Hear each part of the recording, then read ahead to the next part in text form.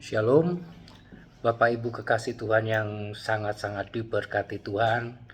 Saya menyapa hari ini, semoga semuanya diberkati Tuhan.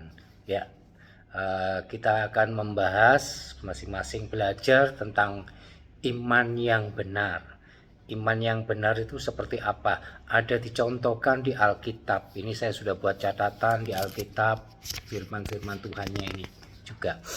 Oke, kita akan membahas di sini tentang seorang pengemis yang buta bernama Bartimeus. Ya, Bartimeus ini dikisahkan adalah pengemis yang buta.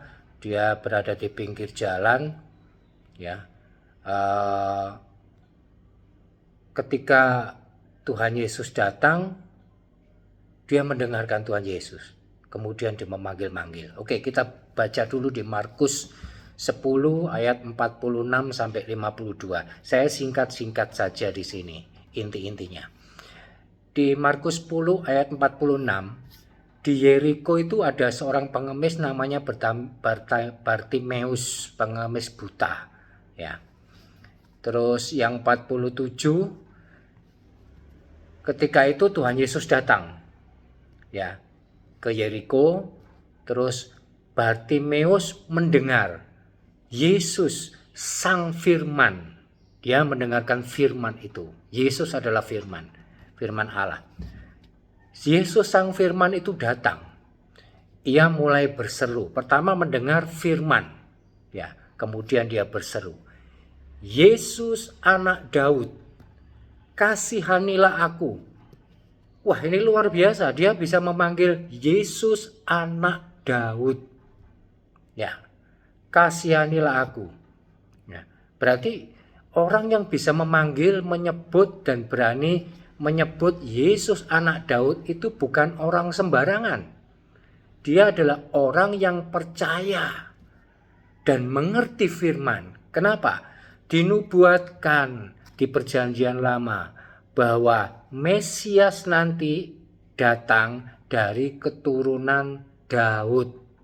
Dan dia percaya bahwa Yesuslah Mesias. Makanya dia mengatakan bahwa Yesus anak Daud.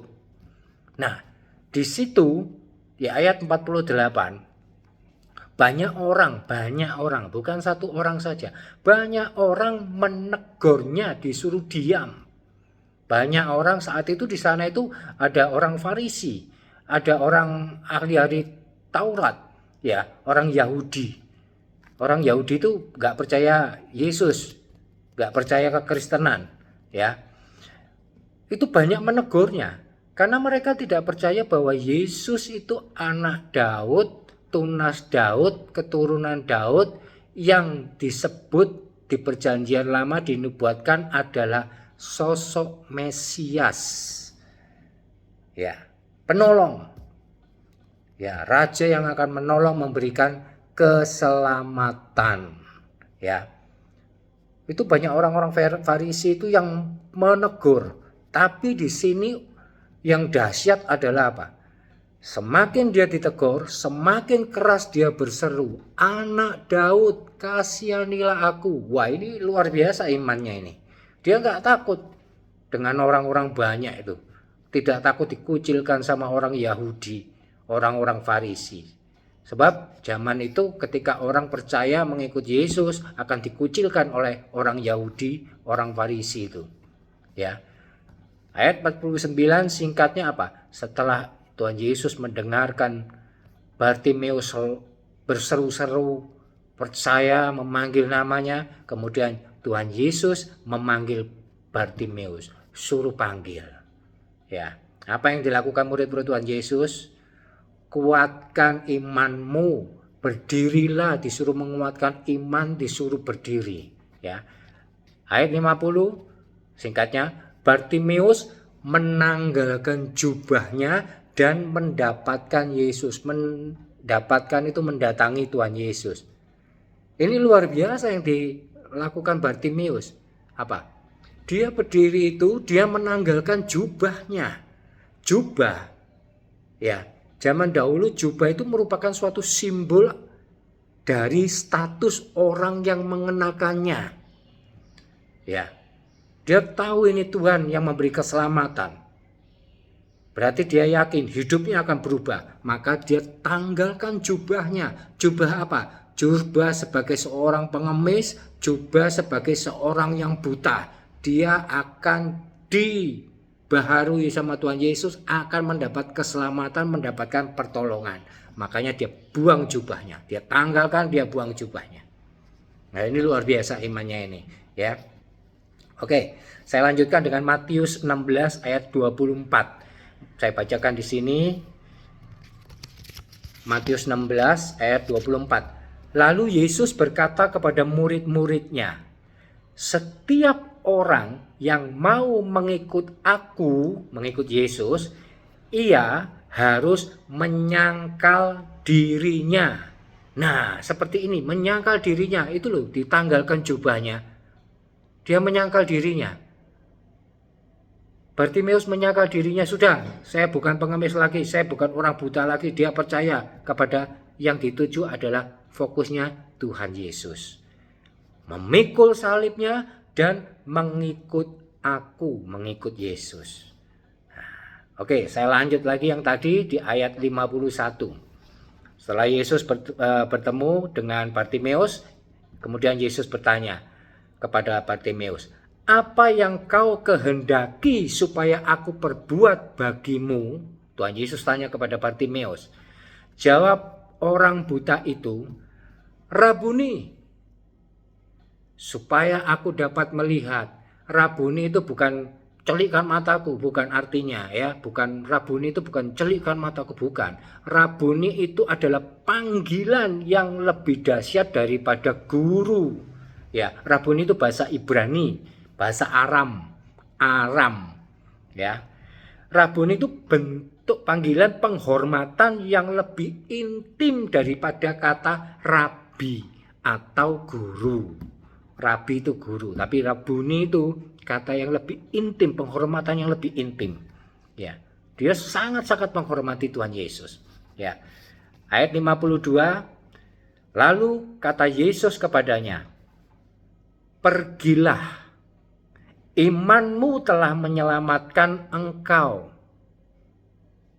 Imanmu telah menyelamatkan engkau. Karena apa? Ini iman yang dahsyat, iman yang benar, yang Tuhan lihat.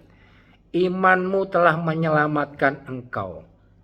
Dia minta disembuhkan, dia dari kelumpuhan dan butanya, tapi dia juga mendapatkan keselamatan. Pada saat itu juga melihatlah ia, Bartimeus melihat. Lalu ia mengikut Yesus dalam perjalanannya. Mengikut Yesus. Jadi bukan meninggalkan Yesus seperti 10 orang kusta, yang 1 kembali, yang 9 meninggalkan Yesus. Ya, tidak ada keselamatan bagi yang 9, tapi yang 1 kembali itu mendapat keselamatan.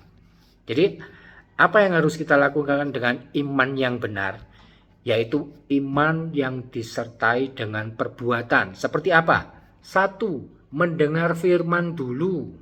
Kalau nggak mendengar firman, bagaimana kita bisa mengimani? Ya, mendengar firman, sang firman itu. Kedua, percaya dengan firman itu. Setelah kita mendengar, kita harus punya percaya. Dan ketiga adalah berani melakukan firman Tuhan. Apapun juga tidak ada masalah. Seperti Bartimeus berani memanggil Yesus anak Daud. Dia tidak takut dengan orang Farisi dan orang-orang Yahudi yang lainnya. Dia berani melakukan firman Tuhan. Semoga menjadi berkat. Saya mau berdoa buat Bapak, Ibu, Saudara sekalian semuanya. Bapak, kami mengucap syukur, terima kasih untuk sebagian daripada berkat firman-Mu ini. Hamba serahkan seluruh pergumulan-pergumulan masalah yang kami semua hadapi. Biarlah Kau beri kekuatan bagi kami untuk menjalani semuanya bersama-Mu. Kami yakin percaya Tuhan Yesus, Engkau Allah Immanuel yang selalu menyertai kami, membimbing kami. Biarpun ujian-ujian, pergumulan masalah yang kami hadapi, kami memang tidak kuat tanpa Engkau, sebab Engkau yang menguatkan kami. Semakin baik hidup kami, ketika kami menghadapi masalah itu, karena Tuhan Yesus yang membuka jalan bagi kami, mengajarkan bagaimana cara menyelesaikan masalah itu dengan kekuatan dari Tuhan Yesus. Terima kasih buat segala sakit penyakit dalam hidup kami Tuhan. Apapun juga kami serahkan ke dalam tangan-Mu. Kami tetap mengimani percaya oleh bilur-Mu kesembuhan terjadi bagi hidup kami. Seandainya kami tidak sembuh pun Tuhan, kami percaya Engkau punya sesuatu rencana, rancangan terindah bagi kami semuanya. Dalam nama Tuhan Yesus, Tuhan Yesus sudah memberkati kita semua. Haleluya. Amin.